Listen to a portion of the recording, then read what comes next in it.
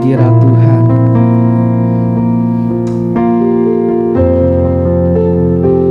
Terima kasih Tuhan.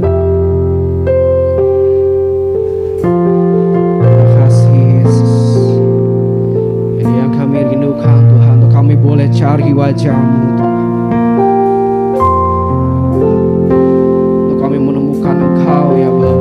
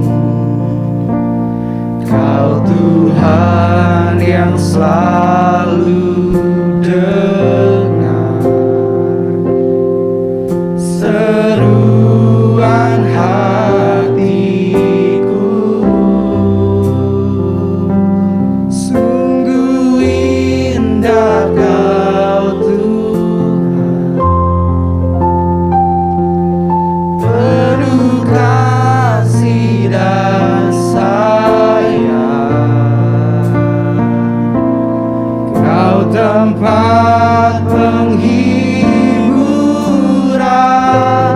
bagi setiap hati yang terluka. Sungguh indah Kau Tuhan, menara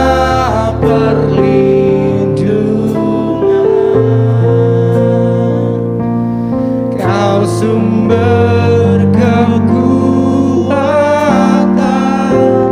bagi semua orang yang membutuhkan.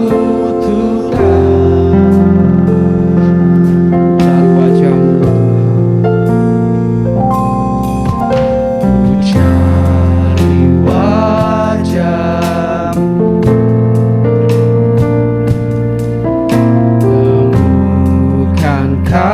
kasih-Mu.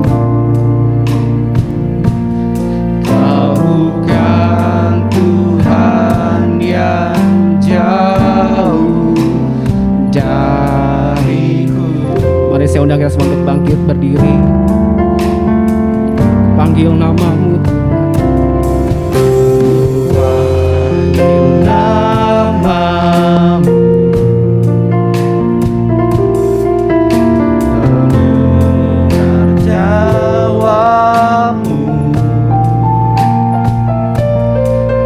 Tuhan yang selalu dengar seruan hatiku. Sungguh indah Kau Tuhan, penuh kasih dan sayang. Kau tempat penghiburan bagi setiap hati yang terluka. Sungguh indah Kau Tuhan, menara perlindungan.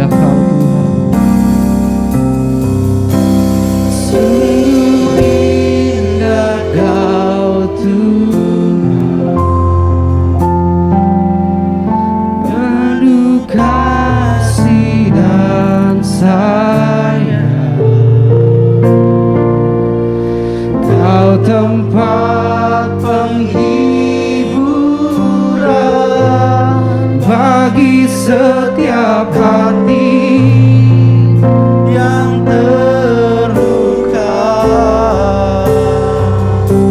Sungguh indah Kau Tuhan, menara perlindungan. Kau sumber kekuatan bagi semua orang yang membutuhkan.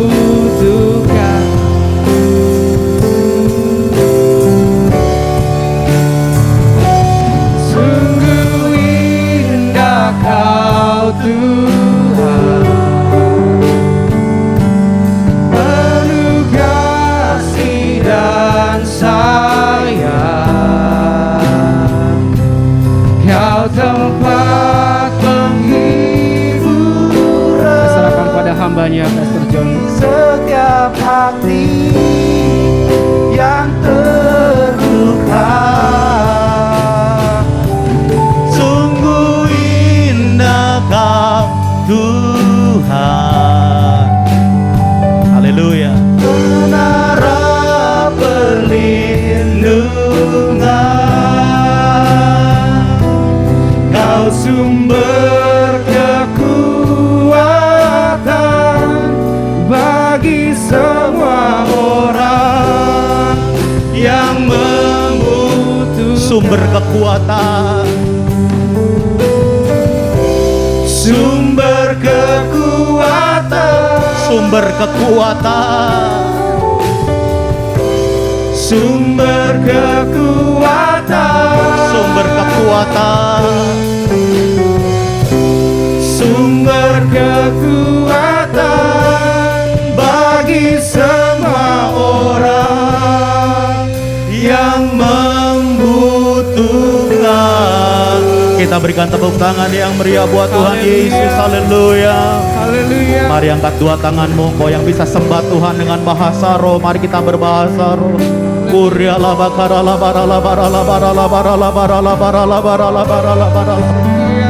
Kuriala bakaya shandara la bayara la bayara la bayara la bayara la barala barala barala barala.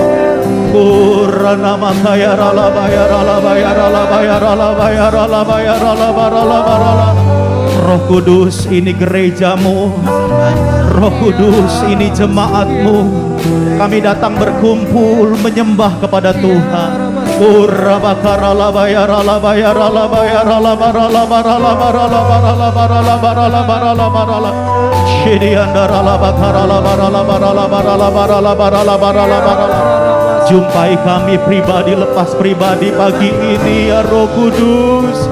Kurabakara la bayara la bayara la barala barala barala barala barala barala barala barala barala barala barala.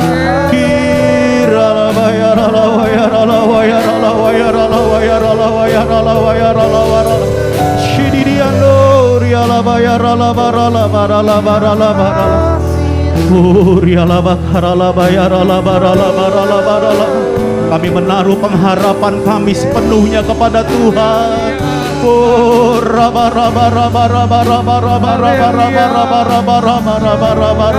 Kami terus menantikan jamahan kuasa Roh Kudus.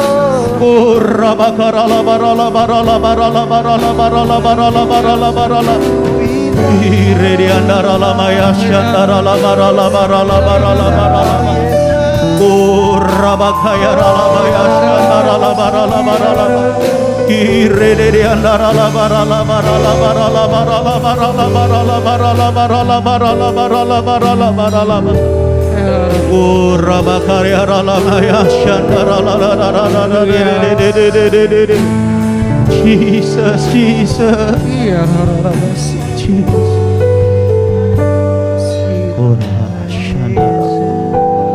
Mari kau pribadi dengan Tuhan. Oh, Rabba Shandara Bakara la bara la bara. Jesus. Shidianda Bakara la bashika bara. Oh, Mashana Makashika para Bakara bara. Kina Mastana Makara la baya Shanda Makura bara.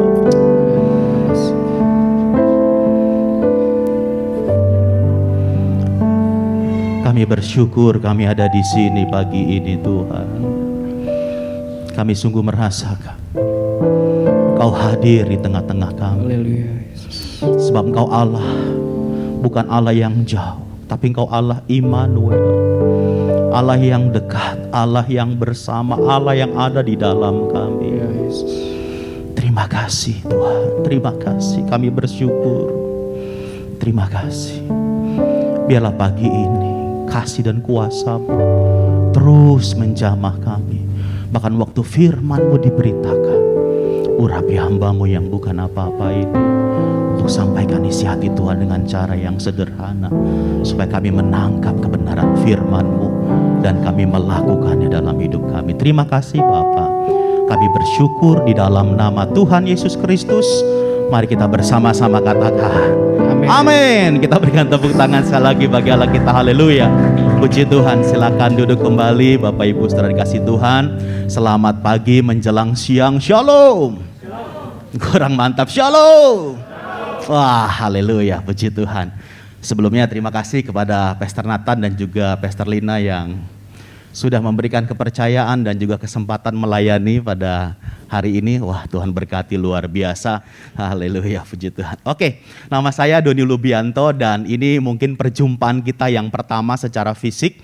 Sebelumnya kita pernah berjumpa secara online, sebagian dari kita melalui Zoom ketika saya mengajar KOM 100 ya. Dan saya bersyukur sekali bisa hadir pada hari ini di tengah Bapak Ibu Saudara semua. Dan puji Tuhan, hari ini saya membawakan sebuah tema yang berjudul Life Difficulties, Hope and Fighting Spirit ya. Kesulitan-kesulitan hidup, pengharapan dan juga semangat juang di dalam kehidupan kita. Oke, puji Tuhan. Mari kita melihat firman Tuhan di dalam Ratapan pasal yang ketiga ayat yang ke-27.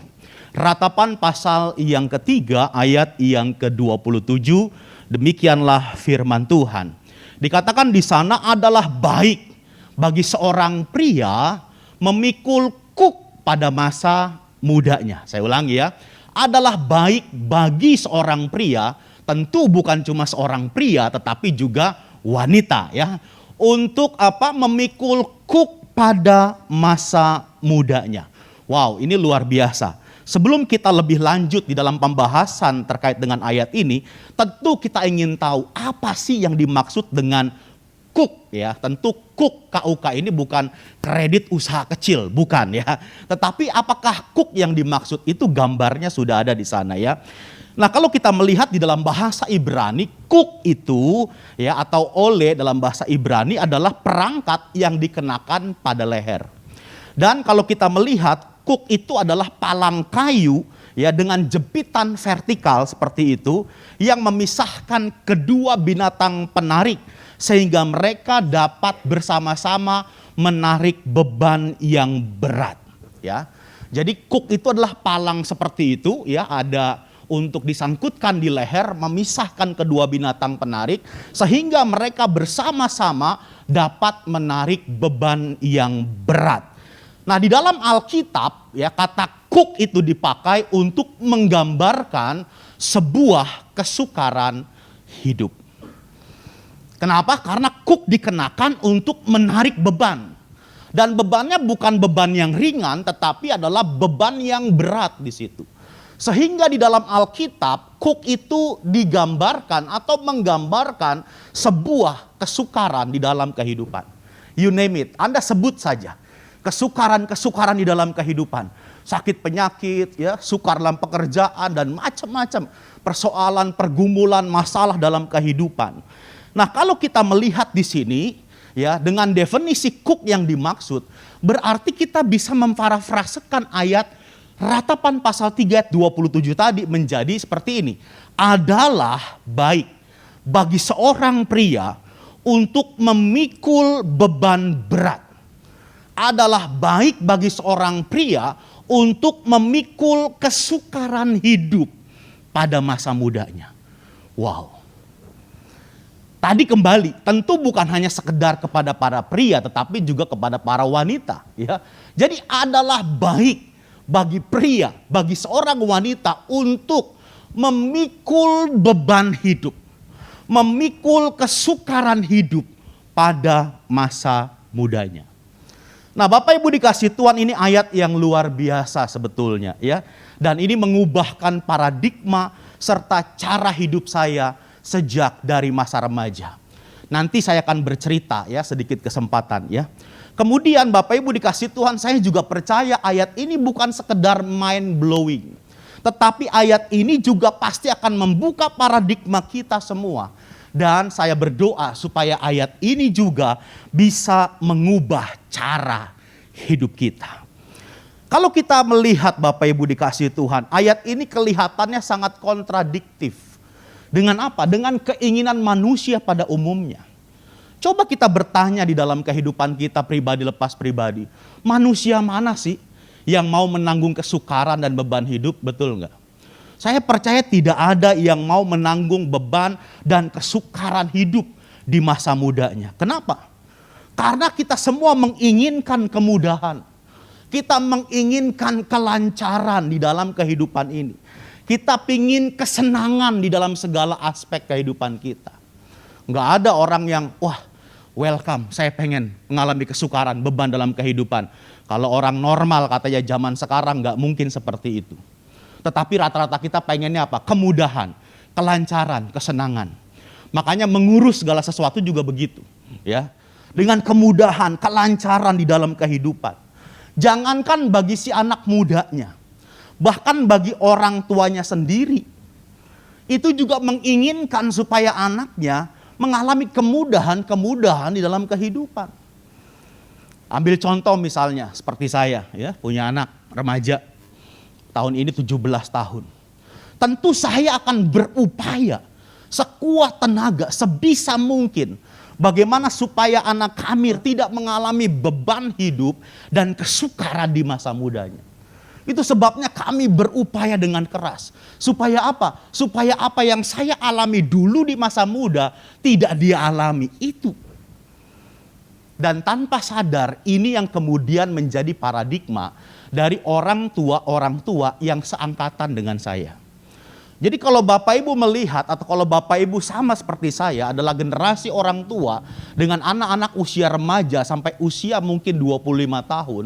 Pasti kita adalah tipe orang tua yang punya pola pikir seperti ini. Enggak apa-apa, papa dulu ngalami kesulitan.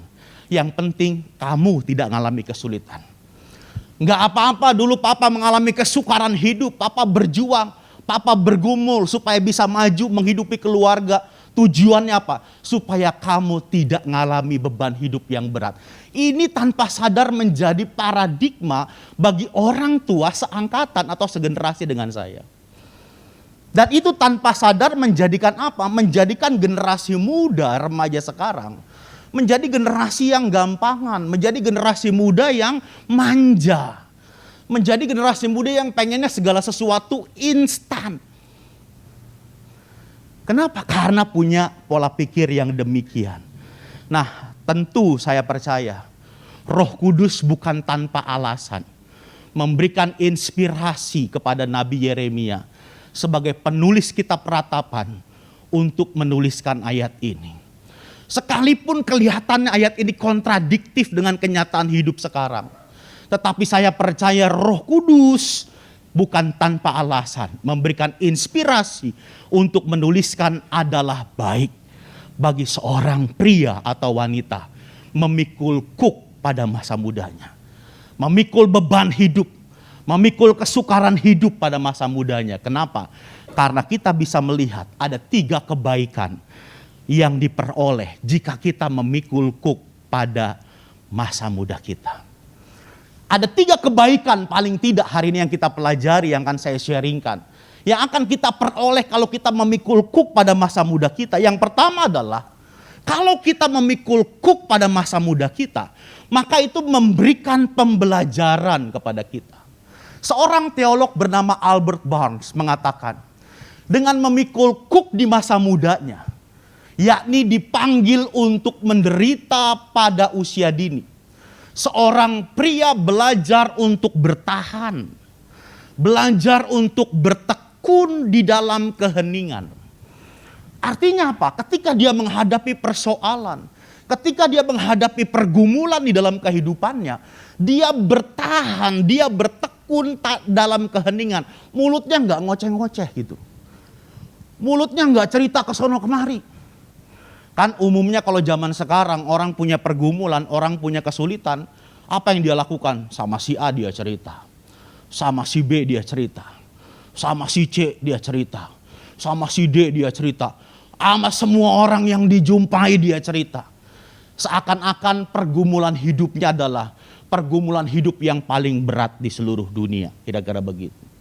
Tetapi dikatakan oleh Albert Barnes, kalau seorang muda memikul kuk pada masa mudanya, maka itu memberikan pembelajaran kepada dia.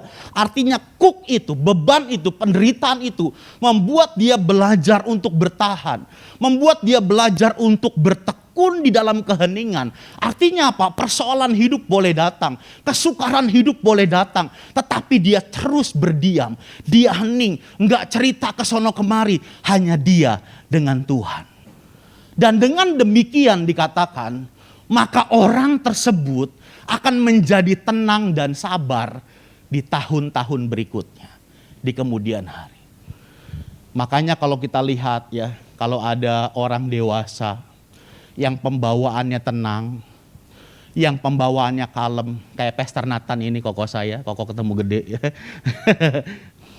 Kalau ada orang dewasa yang pembawaannya tenang, kalem, sabar, ada persoalan, tenang, gak gerasa gerusu, itu berarti sejak masa mudanya dia sudah memikul kuk itu. Saya nggak tahu, kok Nathan pikul kuk pada masa muda ya. Kuknya berat ya kok ya. Kelihatan saudara. Tenang, kalem. Jadi begitu ada persoalan, tenang ya. Enggak begitu ada persoalan panik gitu. Itu kalau orang yang punya persoalan, punya pergumulan kemudian panik. Kemudian dia bimbang, kemudian dia bingung karena belum terbiasa memikul kuk pada masa mudanya. Belum terbiasa menanggung kesukaran hidup karena mungkin selama ini dibiasakan dengan kemudahan, kelancaran, kesenangan hidup dan yang lain-lain di situ. Wah, ini luar biasa ya. Kalau kita melihat ratapan pasal yang ketiga 28 sampai 30, dikatakan firman Tuhan, biarlah ia duduk sendirian dan berdiam diri kalau Tuhan membebankannya. Biarlah ia merebahkan diri dengan mukanya dalam debu, mungkin ada harapan. Biarlah ia memberikan pipi kepada yang menamparnya, biarlah ia kenyang dengan cercaan. Bapak Ibu dikasih Tuhan, kalau kita bicara soal kuk, itu umumnya orang akan memasangkan lembu muda, lembu yang baru beranjak dewasa, dengan lembu yang sudah lebih senior. Lembu yang sudah biasa membajak. Lembu yang sudah terampil di dalam membajak. Jadi dipasangkan bersama-sama. Tujuannya supaya apa? Supaya lembu yang muda itu, dia belajar dari lembu yang senior. Bagaimana berlatih untuk membajak. Karena kalau dia belum terbiasa membajak, maka lembu yang muda ini tentu tidak akan mengikuti alur yang benar. Dia pasti akan ke sana, akan kemari, mungkin dia kabur melepaskan diri. Tetapi dipasangkan kuk, disandingkan dengan lembu yang terampil, dengan lembu yang terlatih supaya apa? Dia belajar. Oh, bersama-sama membajak di situ. Demikian juga kita. Bukankah Tuhan Yesus mengatakan, pikulah kuk yang kupasang dan belajarlah padaku, karena aku lemah lembut dan rendah hati, dan jiwamu akan mendapat ketenangan. Kalau kita melihat, inilah yang menjadi penghiburan kita. Artinya apa? Kalau kita mengenakan kuk, kesukaran dalam kehidupan, beban dalam kehidupan kita, itu berarti kita sedang belajar. Kita sedang dalam proses belajar dari siapa? Dari Tuhan Yesus itu sendiri. Kita belajar dari pribadinya. Kita belajar untuk menjadi serupa dengan Tuhan Yesus. Baik dalam hal karakter, kepribadian, dan cara hidup kita. Kalau kita perhatikan tadi ratapan pasal 3 ayat 28 sampai 30. Itu teladan Kristus. Ketika dia menghadapi satu beban yang ditaruhkan Bapa dalam hidupnya. Untuk menanggung dosa umat manusia. Dikatakan apa? Yesus berdiam diri, ditampar, dicaci maki, dicerca, dicambuk, disalibkan, diam saja. Itulah teladan Kristus. Jadi saya percaya kalau kita mengenakan kesukaran dalam kehidupan, beban yang berat dalam kehidupan, kita sedang belajar. Yuk bilang kiri kanannya, kamu sedang belajar. Jangan dilepas kuknya. Kemudian yang kedua dikatakan, apa kebaikan yang ditimbulkan dari kuk yang kita kenakan pada masa muda kita adalah, kuk itu akan menimbulkan pengharapan. Dikatakan di dalam Ratapan pasal 3 ayat 29, biarlah ia merebahkan diri dengan mukanya dalam debu, mungkin ada harapan. Nah, apa dasarnya? Ketika ada persoalan, ketika ada kesukaran, kita berdiam diri dan kita berharap mungkin masih ada harapan buat kita. Masih ada hope buat kita. Apa dasarnya? Ayat 31 berkata, karena tidak untuk selama-lamanya Tuhan mengucilkan. Kemudian ayat 32 berkata, karena walau ia Tuhan mendatangkan susah, maka ia Tuhan juga menyayangi menurut kebesaran kasih setianya. Nah, jadi Tuhanlah satu-satunya dasar yang membuat kita bisa menaruh pengharapan kita. Dasar pengharapan kita Tuhan Yesus, bukan yang lain. Bukan koneksi kita, bukan kekayaan kita, bukan pengalaman kita, bukan kehebatan kita, tetapi adalah Tuhan Yesus itu sendiri. Dialah sumber pengharapan kita. Dengan demikian, ya, apa itu? Kalau kita lihat, ya, pengharapan membuat kita tidak bimbang dengan janji Tuhan. Karena kita menaruh dasar pengharapan kita kepada Tuhan, maka pengharapan itu membuat kita tidak bimbang akan janji Tuhan. Saya mau cerita sedikit. Jadi kami ini bukan lahir dari keluarga yang kaya. Papa saya meninggal waktu saya berusia 9 tahun. Dan kami 7 bersaudara. Kemudian istri saya, dia anak yang paling besar. Kemudian papa mertua adalah pensiunan. Pensiunan dari PT Timah. Ya, jadi dia dulunya kerja di kapal Timah. Terus karena istri saya dulu mau kuliah ke Jakarta, papa mertua pensiun, kemudian pindah ke Jakarta, istri saya kuliah. Saya sering bilang sama dia, syukur kamu dulu pindah ke Jakarta. Kalau kamu nggak pindah ke Jakarta, kamu nggak bisa dapetin saya. Begitu saya bilang, saudara ya. Betapa pedenya saya ya. Padahal saya yang bersyukur, saudara ya. Haleluya. Nah, kemudian kami bertemu ya dan merencanakan pernikahan. Wah, ini dia pernikahan. Kami berdua sama-sama full timers gereja pada waktu itu. Penghasilannya tentu tidak seberapa itu ya. Dan waktu itu kami punya uang 1 juta rupiah. Akhirnya di Januari tahun 2003 kami pikir Istana Nelayan. Dulu restoran Istana Nelayan itu kira-kira nomor 2 atau nomor 3 terbaik lah di Tangerang. Karena belum ada nih hotel-hotel Episode, JHL, ya hotel lain belum ada. Dulu hotel cuma Imperial sama Istana Nelayan. Itu cuma 2 hotel di Tangerang. Jadi kami datang ke Istana Nelayan, ya kami bayar tanda jadinya 1 juta rupiah. Itu uang yang kami punya cuma segitu. Netapin tanggal 11 Oktober 2003 untuk menikah. Mantap, semangat. Kemudian waktu berlalu, Februari, duitnya belum datang, Konatan. Maret, duitnya belum ada. Harusnya kami sudah bayar 30%, bayar 30% begitu. Sehingga sebelum 11 Oktober seharusnya sudah lunas.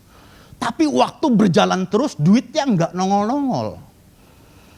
Nah 31 Agustus, saya masih ingat betul. Saya khotbah dengan mantap di salah satu ranting kami.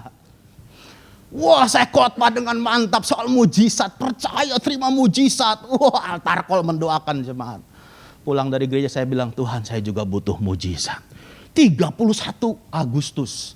Besok 1 September, artinya tinggal sebulan 10 hari untuk masuk dalam pernikahan kami. Calon mertua udah tanya, ini kalian jadi nikah apa enggak? Begitu, waduh, beban berat buat calon menantu itu, saudara. Ya, jadi waktu itu kan biasanya kalau ngapel, nganterin dia pulang, pasti makan kan. Tapi karena pertanyaan seperti itu, makan jadi nggak enak, saudara.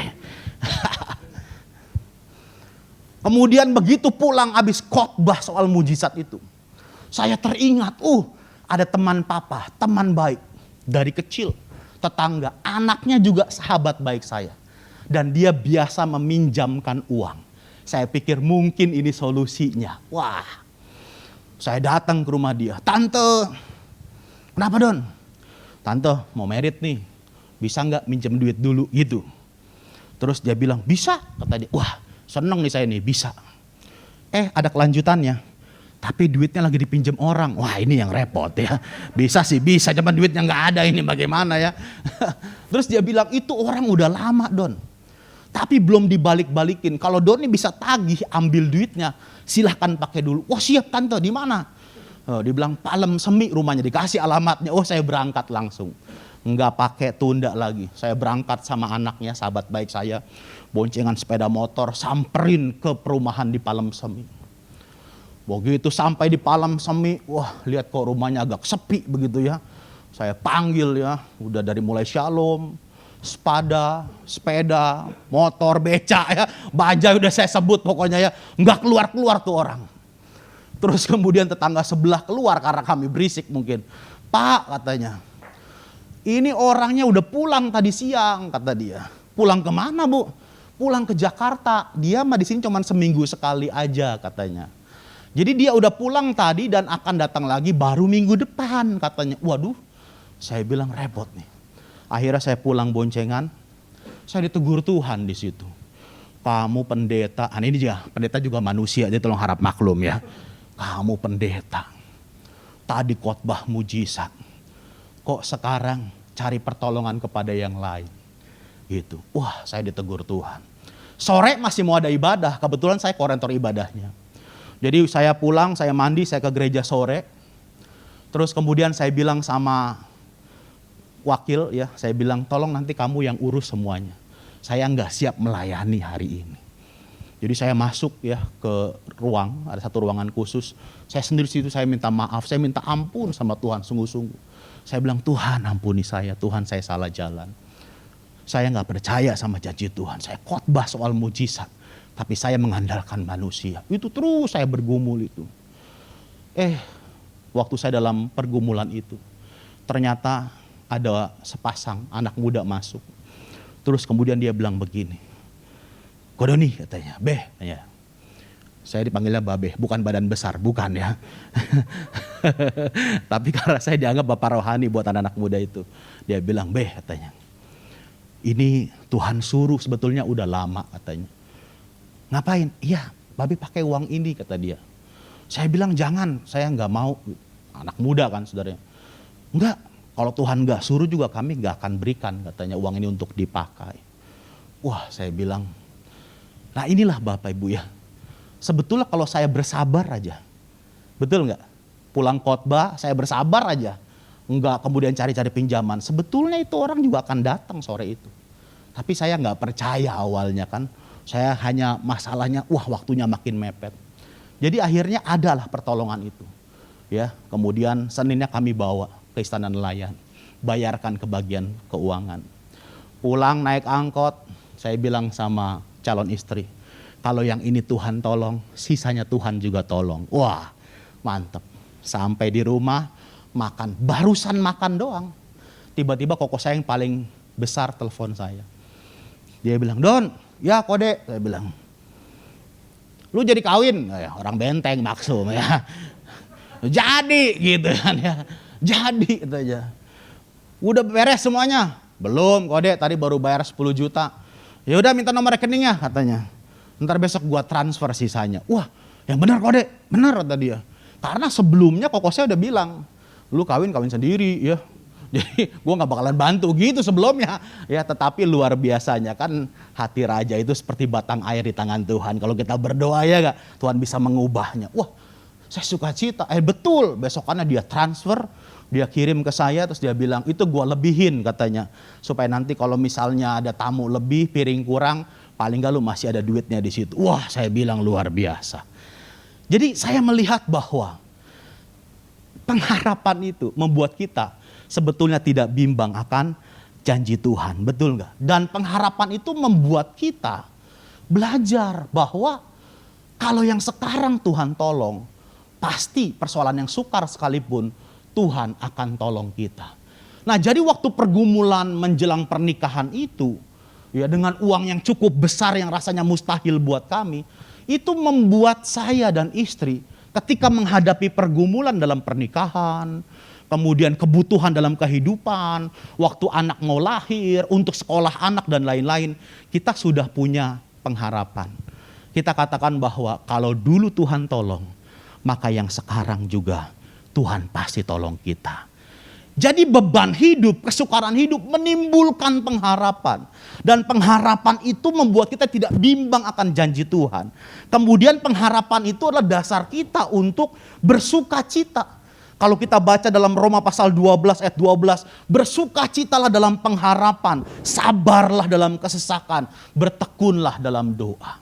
Jadi pengharapan itu adalah dasar untuk kita bersuka cita. Hope adalah dasar buat kita bersuka cita. Jadi kalau di sini kalian jemaat GBI Hope, maka harus bersuka cita semua mestinya ya.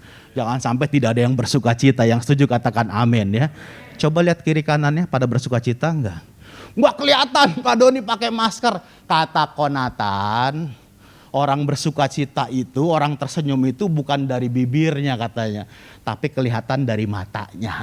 Begitu ya. Kecuali kalau pakai masker, kacamata hitam udah susah nggak kelihatan ya. Haleluya. Kemudian yang ketiga, kebaikan apa yang Cook, beban hidup, kesukaran berikan kepada kita adalah Cook itu akan membangkitkan semangat juang dalam hidup kita. Ratapan pasal 3 ayat 49 sampai 50 berkata, air mataku terus menerus bercucuran dengan tak henti-hentinya sampai Tuhan memandang dari atas dan melihat dari sorga. Ini adalah apa yang Yeremia lakukan waktu dia melihat kehancuran Yerusalem. Dan dia terus berdoa kepada Tuhan. Semangat juangnya tidak patah. Dia meratap, dia berdoa kepada Tuhan. Tidak henti-hentinya sampai Tuhan memandang dari atas dan melihat dari sorga. Dan apa yang Yeremia lakukan membuahkan hasil. Kenapa? Karena kemudian Tuhan memulangkan sebagian besar daripada bangsa Israel. Pada waktu Ezra, Nehemia kembali ke Yerusalem dan mulai membangun bait Allah. Mulai membangun tembok. Yerusalem dibangun kembali. Jadi Cook, kesukaran dalam kehidupan itu membangkitkan semangat juang dalam kehidupan kita. Nah waktu pada poin ini saya renungkan, saya teringat dengan kisah seorang hakim Israel bernama Yefta. Kalau kita melihat di dalam Hakim-Hakim pasal yang ke-11, ayat yang pertama sampai dengan ayat yang ketiga saya akan bacakan. Adapun Yefta orang Gilead itu adalah seorang pahlawan yang gagah perkasa. Ia adalah anak seorang perempuan sundal. Ayah Yefta ialah Gilead. Juga istri Gilead melahirkan anak laki-laki baginya.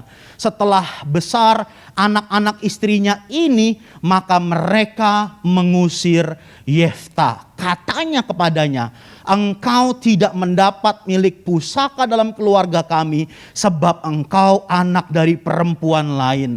Maka larilah Yefta dari saudara-saudaranya itu dan diam di tanah Nob. Jadi Yefta itu ketika ada seorang perempuan sundal ditiduri oleh Gilead, kemudian lahirlah Yefta. Tapi Gilead ini punya istri yang sah. Kemudian istri Gilead itu melahirkan anak-anak laki-laki yang lain. Ketika mereka semua beranjak dewasa, maka anak-anak yang Gilead dari istri yang sah itu mengusir Yefta. Supaya apa? Supaya warisannya tidak berbagi dengan Yefta. Karena mereka memandang Yefta ini bukan ahli waris yang sah. Karena kamu lahir bukan dari istri Gilead yang sah. Sehingga Yeftah harus pergi dari rumah. Kalau kita merenungkan kehidupan Yeftah, orang tentu tidak dapat memilih dari rahim mana dia dilahirkan. Kalau Yeftah bisa milih, dia nggak akan milih lahir dari rahim seorang perempuan sundal. Tetapi persoalannya dia nggak bisa pilih, dan itulah fakta kehidupan yang harus dia alami. Yang membuat dia diusir dari rumah oleh anak-anak ayahnya. Dari istri yang sah dan tidak mendapat bagian warisan. Tetapi sekalipun menghadapi kesukaran hidup, Yeftah tidak menyerah. Dia memiliki semangat juang. Dan apa yang terjadi kalau kita melihat Yeftah itu tipikal orang yang selalu menyerahkan segala perkaranya di hadapan Tuhan. Dan kita melihat bagaimana Yeftah dipakai Tuhan menjadi hakim bagi Israel, pembebas bagi Israel. Kesukaran hidup, beban dalam kehidupan, itu dapat membangkitkan semangat juang, fighting spirit, jika kita merespon dengan benar. Yang setuju katakan amin. Kesukaran hidup, beban, kenapa kita perlu menanggung itu di masa muda? Karena itu akan membangkitkan fighting spirit dalam kehidupan kita, semangat juang dalam kehidupan kita. Tadi yang saya katakan di awal, kenapa anak-anak remaja zaman sekarang yang lahir dari orang tua segenerasi dengan saya, kebanyakan manja, kebanyakan pengen praktis, pengen yang instan. Karena orang tuanya membiasakan mereka tidak menanggung beban, tidak menanggung kesukaran hidup. Karena orang tuanya punya prinsip gak apa-apa, papa aja yang susah, kamu jangan sampai susah. Sehingga apa? Tidak punya semangat juang, tidak punya fighting spirit. Kalau kita merenungkan lagi, saya percaya masing-masing kita punya kesaksian hidup yang luar biasa. Tadi di awal saya katakan, saya tutup dengan kesaksian ini. Ketika usia 9 tahun papa meninggal, papa meninggalkan 7 anak. Yang paling besar kuliah pendeta di STT Jakarta. Yang paling kecil usianya masih 2 tahun. Dan papa tidak tinggalkan warisan apa-apa.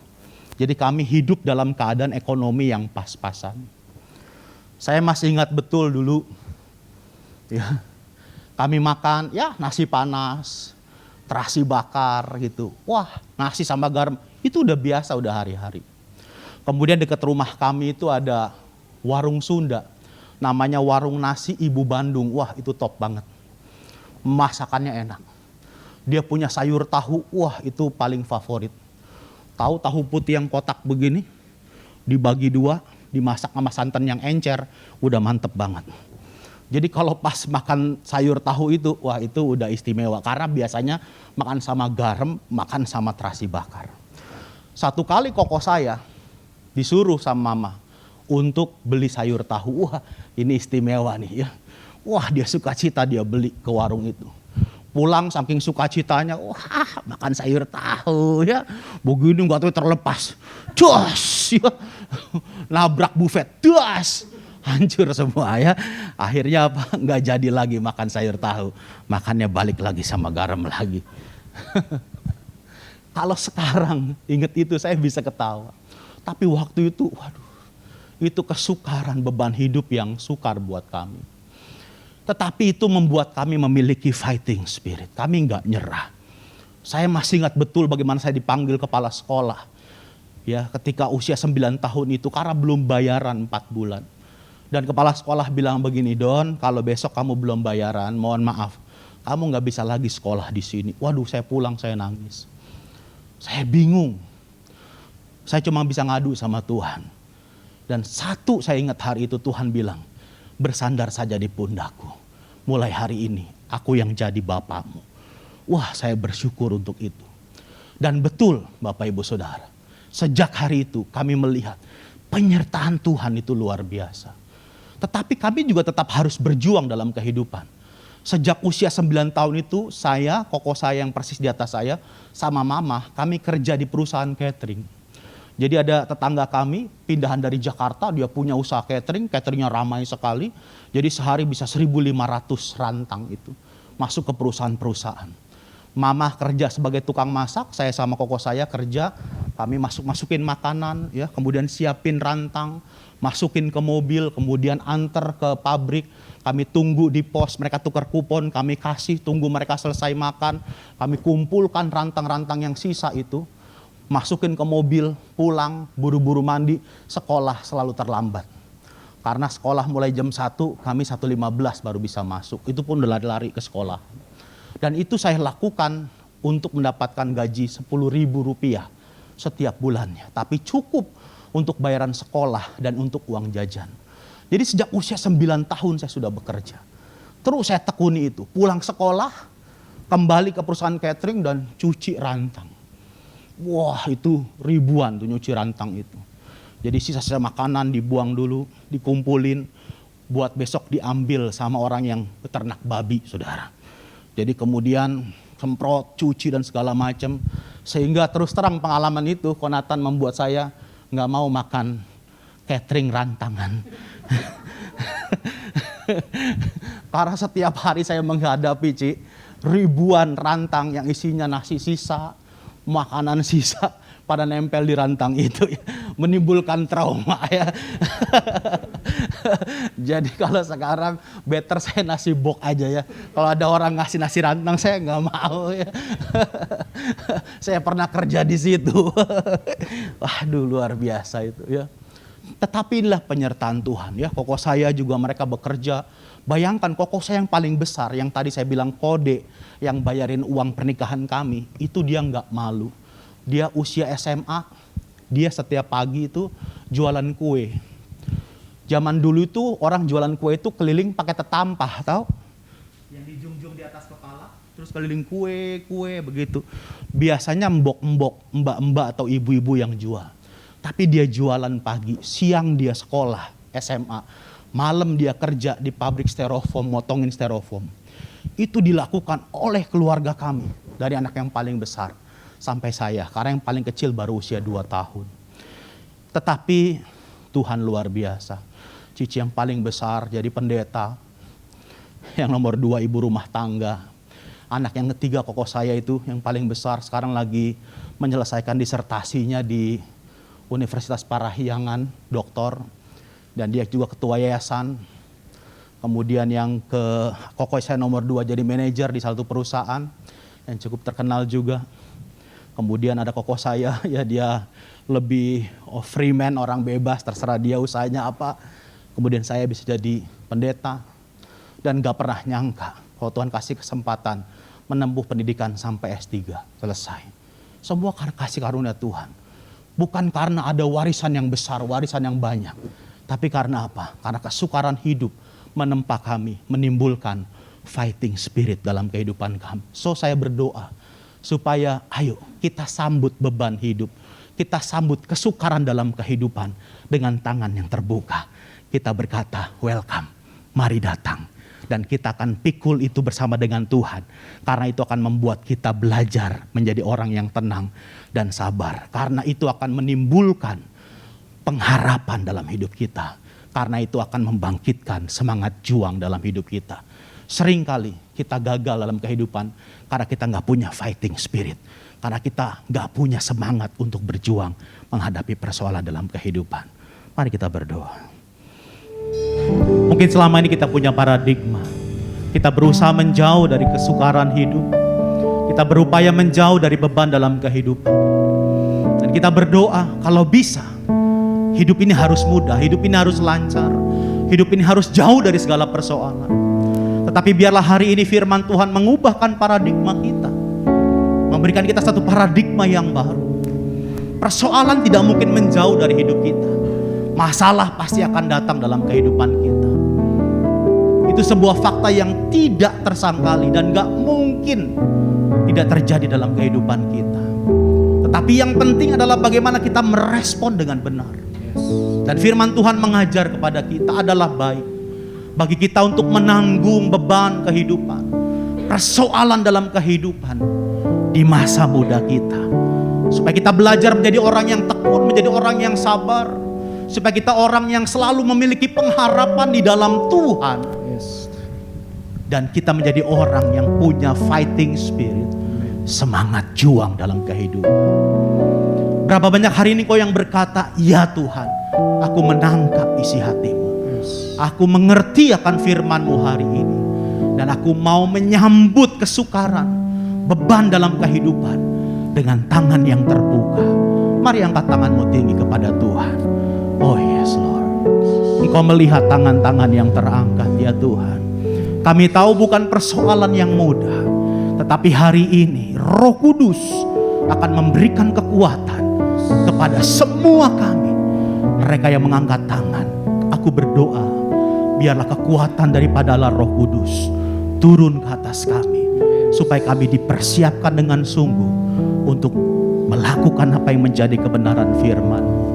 Mungkin tidak mudah, tetapi kekuatan dari Roh Kudus akan memampukan kami. Terima kasih Tuhan. Terima kasih.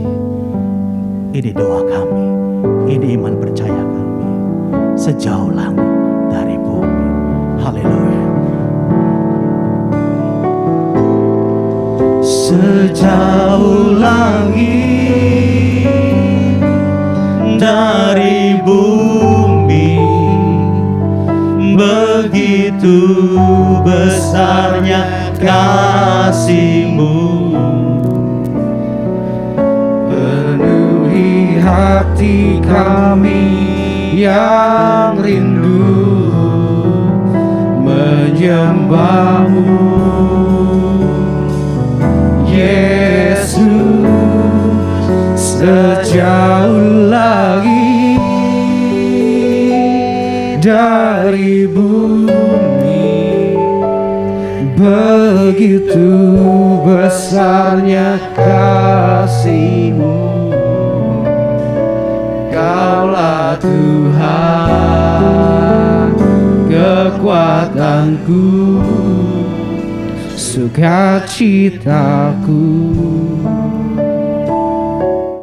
Bapak yang bersyukur Tuhan untuk hari ini, kami bersyukur Engkau sungguh baik, sangat baik, amat baik buat kami.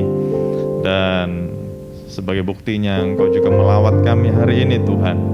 Kami boleh menikmati hadirat Tuhan, menikmati jamahan Tuhan lewat pujian, penyembahan yang kami naikkan. Dan lewat firman yang boleh Engkau sampaikan lewat hamba-Mu, kami juga bersyukur Tuhan. Kami menjadi generasi muda yang punya fighting spirit. Kami bukan orang-orang yang lari dari masalah, tapi kami mau menghadapi masalah demi masalah.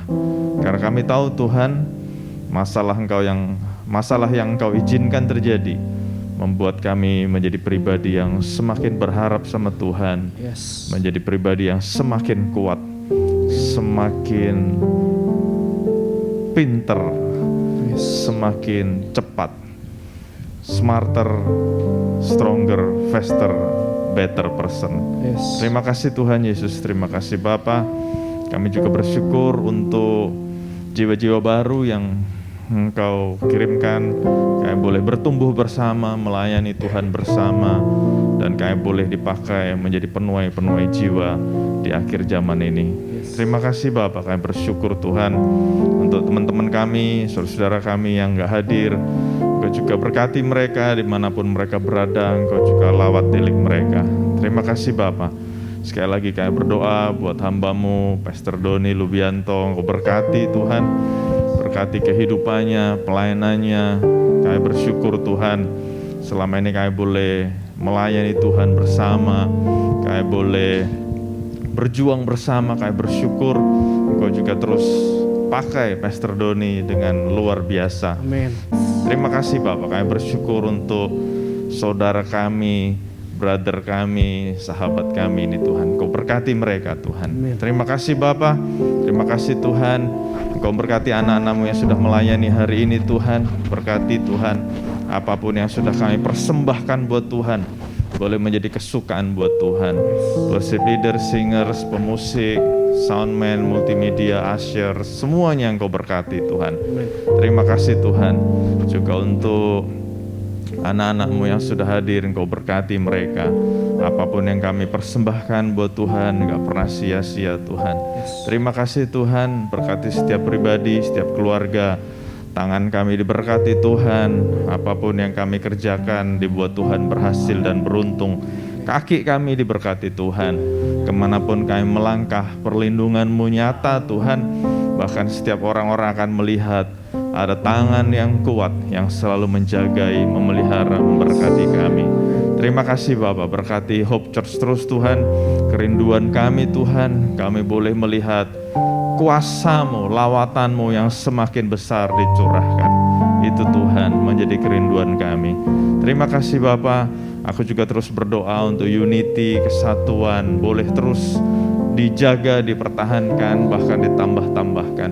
Karena kami tahu Tuhan, di saat kami bersatu, bersekutu, bersatu, unity, disitulah berkat-berkat Tuhan dicurahkan. Terima kasih Bapak, kami bersyukur Tuhan. Terima kasih Bapak, kami akan meninggalkan tempat ini, dan damai sejahtera, sukacita dari Tuhan boleh terus limpah dalam kehidupan kami. Kami boleh menjadi orang-orang yang sehat, kuat, jauhkan dari sakit penyakit, jauhkan dari segala virus, bakteri, jauhkan dari segala kecelakaan, jauhkan dari segala malapetaka. Tangan-Mu yang kuat menjagai kami. Terima kasih Bapa. Dan saudara-saudara dikasih Tuhan, terimalah berkat yang berlimpah-limpah dari Allah Bapa, kasih sayang, anugerah dari Tuhan kita Yesus Kristus, persekutuan yang manis dengan Roh Kudus, terus memimpin, menguatkan, meneguhkan kita bersama dan kita mulai saat sekarang ini, bahkan sampai selama-lamanya. Dan kita yang diberkati Tuhan sama-sama katakan Amin. amin, amin. Tuhan Yesus berkati. Besar anugerah-Mu Tuhan. Besar anugerah-Mu,